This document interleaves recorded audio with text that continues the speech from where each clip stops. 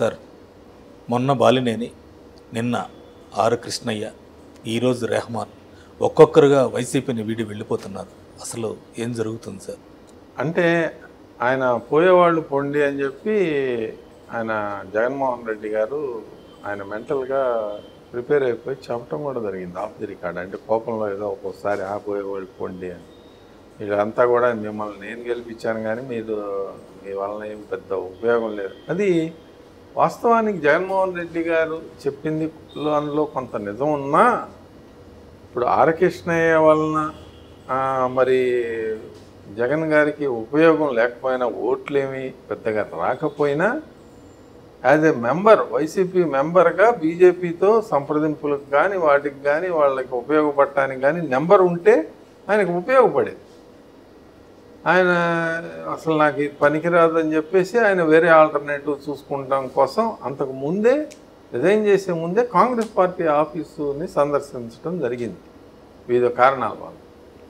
అయితే ఒక అంచనా ఏంటంటే, బలమైన బీసీ నేతలు కాంగ్రెస్ పార్టీలో తెలంగాణలో లేరు, అధికారంలో ఉన్నారు, అధికారం నిలుపుకోవాలి. మరి ఇప్పుడు వచ్చే జిహెచ్ఎంసీ ఎన్నికల్లో కానీ స్థానిక సంస్థల ఎన్నికల్లో కానీ కాంగ్రెస్ పార్టీ మంచి రిజల్ట్స్ రావాలి అని అంటే రెడ్డి సామాజిక వర్గాల్లో బలమైన నేతలు ఉన్నారు, అగ్రవర్ణాల్లో బలమైన నేతలు ఉన్నారు.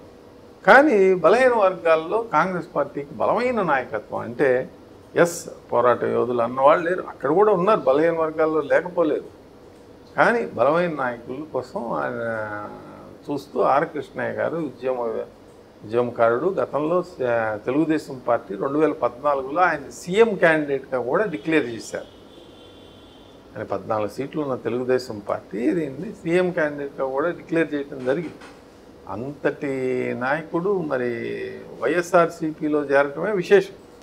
ఆయన పిలిచి ఇస్తాను, తెలంగాణ అయింది కార్యక్షేత్రం అయినా కూడా ఆంధ్రప్రదేశ్లో ఆయన పిలిచాడు. అదొక అరేంజ్మెంట్గా. ఇక్కడ హెట్రోడక్స్ ఆంధ్రప్రదేశ్కి చెందిన వ్యక్తికి ఇక్కడ ఇచ్చారు, తెలంగాణ నుంచి రాజ్యసభ సభ్యత్వం. అట్లా ఏదో చేశారు వాళ్ళు. అధికారంలో ఉన్నప్పుడు తామే రాజులు చక్రవర్తులు అనుకుని జగన్మోహన్ రెడ్డి గారు, కేసీఆర్ గారు చేశారు. వాళ్ళ రాజకీయాలన్నీ కూడా బూమరాంగ్ అవుతా ఉన్నాయి. ఎందుకంటే కేశవరావు గారిని బాగా ఇది చేసి ఆయనకి రాజ్యసభ సభ్యత్వం, కుమార్తెకు మేయర్ ఇచ్చారు.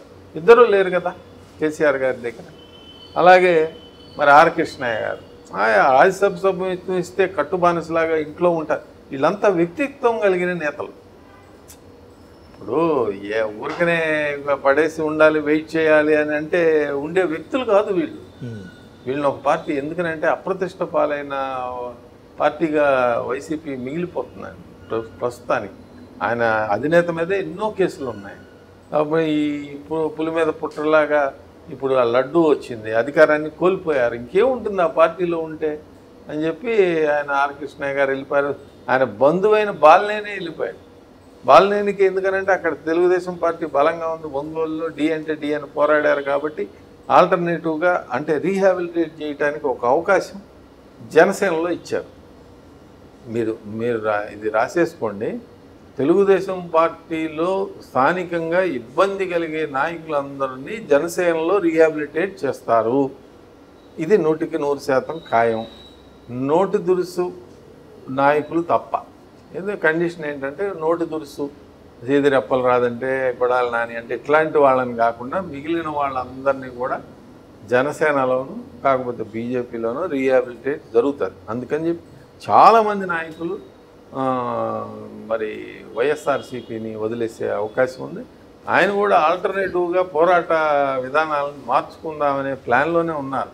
ఆ ప్లాన్ను ఎత్తు వేయటానికే ముందే కేసులు పులి మీద రోజు ఒక కేసు, ఆర్ఆర్ఆర్ కేసు మీద మరి ఎప్పుడు ఏ కేసులో తన ఇంటి తలుపులు తడతారో అంతుబట్టని విధంగా చుట్టుముట్టింది. ఇది చంద్రబాబు నాయుడు గారి రాజకీయ చాణక్యం అని చెప్పాలి.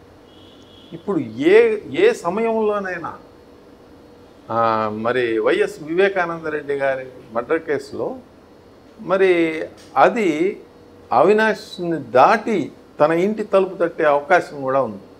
త్రిబుల్-ఆర్ కేసులో కూడా వైఎస్ జగన్మోహన్ తాడేపల్లి ప్యాలెస్లో ఎవరో సజ్జల గారు కానీ ఆయనకి కానీ అంతవరకు వచ్చే అవకాశాలు ఉన్న కేసులు ఇవన్నీ. జత్వానీ గారి సినీ నటి జత్వానీ కేసు, ఇవన్నీ కూడా చాలా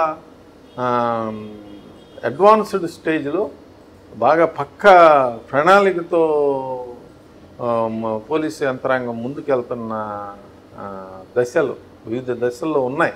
కోర్టుల్లో ఉన్నాయి, పోలీసు విచారణలో ఉన్నాయి, అన్నింటిలో సాక్ష్యాధారాలతో సహా నిరూపితమయ్యే కేసులు ఈ 3 ప్రస్తుతానికి ఉన్నాయండి. ఇప్పుడు తిరుపతి లడ్డూ వ్యవహారం, మరొక ముఖ్యమైన నాయకులు, మరి వాళ్ళిద్దరికీ కూడా చుట్టుకునే అవకాశం ఉంది. ధర్మారెడ్డి గారు అని అసలు ఎక్కడ ఉన్నారో కూడా ఎవరికి తెలియదు. మరి వాళ్ళిద్దరు సుబ్బారెడ్డి గారు కానీ, మరి కరుణాకర్ రెడ్డి గారు కానీ ప్రధాన ధర్మకర్తలుగా ఆయన వాళ్ళిద్దరికి కూడా అది ఇబ్బందికరమైన పరిణామంగా అందుకని చెప్పి జగన్మోహన్ రెడ్డి గారికి అన్ని సమస్యలు చుట్టుముట్టింది. ఇది కాలం ఒక రీతి ఉండదండి. ఎప్పుడు కూడా అధికారంలో ఉన్నప్పుడు కొద్దిగా సంయమనంతో ప్రవర్తించి ఉన్నట్టయితే ఇవన్నీ కూడా ఉండేవి కాదు, ఇవన్నీ జరిగేవి కూడా కాదు. ఇవన్నీ ఈ కేసులన్నీ RRR కేసు ఏదో మాట్లాడుకుంటాడు. అయితే ఏముంది, ఇప్పుడు శ్రీరెడ్డి గారు ఉన్నారు, ఆమె ఏదో మాట్లాడుకుంటుంది. ఎవరు కల్పించుకున్నారు? ఆమెను ఎవరన్నా ఏమన్నా పట్టించుకున్నారా? ఏదో మాట్లాడుకుంటారు. అట్లా చాలామంది బ్లాగర్స్ ఉన్నారు, వాళ్ళు ఏదో పిచ్చి పిచ్చిగా మాట్లాడుకుంటూ ఉంటారు. అయితే వాళ్ళ పాటికి వాళ్ళని వదిలేస్తే కొంతకాలానికి అదే సబ్సైడ్ అయిపోతుంది. అదే ఒక కేసు పెట్టి హింసించి వాళ్ళే పెద్ద నాయకులు అయిపోతారు. ఇప్పుడు రఘురామకృష్ణరాజు గారిని చాలా పెద్ద నాయకుడిని చేసింది జగన్మోహన్ రెడ్డి గారు. ఆయన నాయకుడే, రచ్చబండ ద్వారా చేస్తున్నాడు. కానీ ఆయన మీద ఎప్పుడైతే దాడి జరిగిందో ఆయన డైమెన్షన్సే మారిపోయింది. అట్లా ఒక్కొక్క కేసుకి ఒక ప్రాధాన్యత ఉంటుంది. ఇప్పుడు మల్లు రవి గారు మరి ఆయన కలవటం జరిగింది. ఆర్ కృష్ణయ్య గారిని, కాంగ్రెస్ పార్టీ సీనియర్ నాయకుడు, రేవంత్ రెడ్డి గారికి చాలా దగ్గర వ్యక్తి, పార్లమెంట్ మెంబరు, ఆయన కలిశారు. అదే సమయంలో మరి ప్రెస్ మీట్ పెడుతున్న సమయంలో తీన్మార్ మల్లన్న కూడా ఆయన కూడా కాంగ్రెస్లో ఒక పోరాట వేదిక కోసం బీసీ బలహీన వర్గాల గొంతుకలను వినిపించడం కోసం తనకు తోడు కావాలి అని చెప్పి కోరుకుంటా ఉన్నాడు మల్లన్న గారు. వాళ్ళిద్దరూ కూడా కలిసి కాంగ్రెస్ పార్టీలో ఉంటే రీహాబిలిటేట్ చేస్తారు. ఇదే పార్లమెంట్ మెంబర్గా ఇప్పుడు కాంగ్రెస్ కూడా అవసరమే. జాతీయ స్థాయిలో రేపు 2029 ఎన్నికలకి నాయకులు కావాలి కదా. అయినా ఆరోగ్యం అయిపోయింది, ఇది చివరి టైము. వైఎస్ఆర్సీపీలో ఉంటే ఏముంటుందండి, కేసులు గొడవ. ఆయనే 36 ఇబ్బందుల్లో ఉన్నాడు. ఆయన్ని ఇంకా ఏముంటుంది ఆయన చేసే పోరాటం? అంటే జాతికి న్యాయం చేయాలి అని అంటే కాంగ్రెస్, బీజేపీ ఆ రెండిట్లోనే ఉంటేనే ఏదైనా న్యాయం. మందకృష్ణ మాదిక్ గారు ఎన్నో సంవత్సరాలు కాంగ్రెస్ వెంక చూశారు, వాళ్ళు ఏం పెద్ద పట్టించుకోలేదు. అందుకని చెప్పి బీజేపీ దగ్గరికి వెళ్ళారు, వాళ్ళు హక్కును చేర్చుకున్నారు. మరి న్యాయం జరిగింది కదా, ఆయన సమస్యకి న్యాయం జరిగింది కదా. అలా పోరాట విధానాల్లో చూజ్ చేసుకోవాలి. మనకి ఇష్టం ఉన్నా లేకపోయినా, అంటే భాజపా యొక్క రాజకీయ లక్ష్యాలన్నీ కూడా మందకృష్ణ గారికి సరిపడకపోవచ్చు. కానీ ఆయన కాంగ్రెస్తో అనేక సంవత్సరాలు మరి ప్రయాణం చేసినా కూడా జస్టిస్ జరగలేదు కాబట్టి ఆయన అది చూజ్ చేసుకున్నారు, దానికి వెళ్ళి విజయం సాధించారు. అలా ఇప్పుడు రేవంత్ రెడ్డి గారు కూడా ఇమీడియట్గా ఆ ఎంఆర్పిఎస్ సమస్యకి మేము ఇంప్లిమెంట్ చేస్తామని చెప్పేశారు. అంటే ఇక్కడ రాష్ట్ర ప్రభుత్వం తరఫున మేము ఇంప్లిమెంట్ చేస్తాం ఇది అని. అట్లా ఒక్కోసారి ఏం జరుగుతుందంటే నాయకులు ఏ పార్టీలో ఉన్నా కానీ జాతీయవాద పార్టీల పట్ల మొగ్గు ఎక్కువగా చూపించే అవకాశం ఉంటుంది. మరిన్ని అప్డేట్స్ కోసం మా కాయ్ టీవీని సబ్స్క్రైబ్ చేసుకోండి. మా వీడియో కనుక మీకు నచ్చినట్లయితే లైక్ చేయండి, షేర్ చేయండి. మీ విలువైన అభిప్రాయాలను కామెంట్ బాక్స్లో తెలియజేయండి.